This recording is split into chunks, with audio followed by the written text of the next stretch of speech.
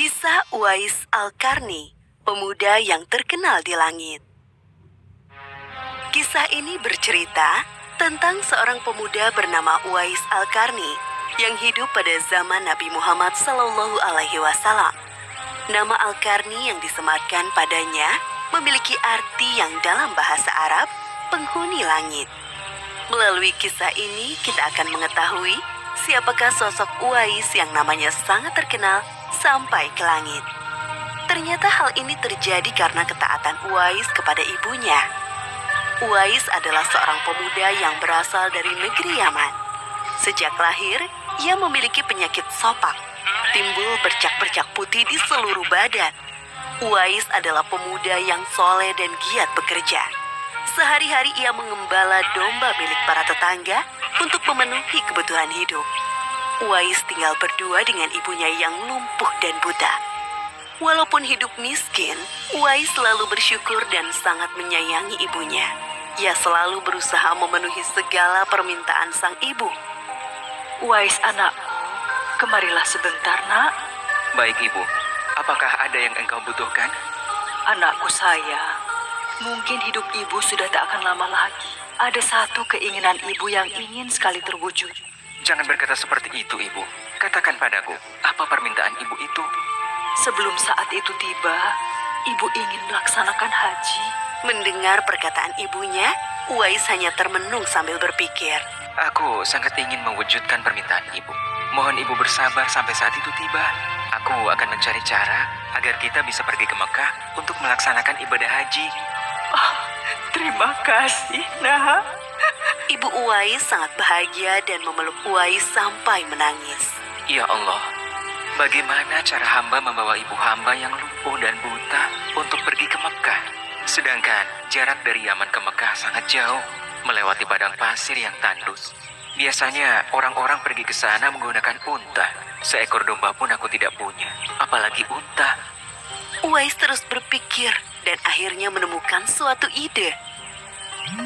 Keesokan harinya, Uwais menemui pemilik domba dan membeli 1 ekor domba untuk dipelihara. Namun uangnya hanya cukup untuk membeli 1 ekor anak domba yang kecil. Setiap hari Uwais menggendong anak domba itu naik turun bukit. Orang-orang yang lewat tertawa melihat tingkah Uwais. Hei, coba lihat Uwais itu. Apa yang dilakukannya dengan anak domba itu? Dasar orang aneh. Uwais gila. Uwais sudah gila. Uwais tidak mendengarkan cemoohan dari orang-orang. Saat ini yang ada di pikirannya adalah ibunya. 8 tahun berlalu dan tibalah pada musim haji. Anak domba Uwais semakin bertambah besar. Beratnya mencapai 100 kilogram. Begitu pula dengan Uwais. Badannya semakin kekar dan bertenaga. Berkat latihan setiap hari, beban berat yang dipikulnya tidak terasa lagi. Sekarang semua orang tahu bahwa apa yang dilakukan Uwais adalah bentuk pengorbanannya kepada sang ibu. Uwais menggendong ibunya sambil berjalan kaki dari Yaman menuju Mekah. Subhanallah, alangkah besar cinta Uwais kepada ibunya itu. Sesampai di Mekah, Uwais tetap menggendong ibunya untuk bertawaf di Ka'bah. Di hadapan Ka'bah, ibu dan anak itu berdoa. Ya Allah, ampunilah semua dosa ibuku. Bagaimana dengan dosamu anakku? Dengan terampuninya dosa ibu, maka ibu akan masuk surga. Cukuplah ridho ibu yang mengantarkanku ke surga. Allah Subhanahu wa Ta'ala mendengar percakapan ibu dan anak laki-lakinya. Seketika itu, penyakit sopak yang dideritanya sembuh. Hanya tertinggal 1 bulatan putih di telapak tangannya. Terima kasih ya Allah. Sekembalinya dari Mekah, Uwais meminta izin kepada ibunya untuk pergi ke Madinah. Uwais ingin sekali bertemu dengan Nabi Muhammad SAW. Dengan berat hati, ibunya mengizinkan Uwais berangkat. Setelah urusanmu selesai, cepat pulang ya nak. Sesampainya di Madinah, Uwais segera mencari rumah Nabi Muhammad SAW. Setelah menemukan, ia mengetuk pintu dan mengucapkan salam. Keluarlah istri Nabi, Aisyah radhiyallahu anha, seraya membalas salamnya. Apakah saya bisa bertemu dengan Rasulullah Shallallahu Alaihi Wasallam? Maaf sekali, Nabi sedang tidak berada di rumah. Beliau sedang berperang dan tidak tahu pasti kapan kembali.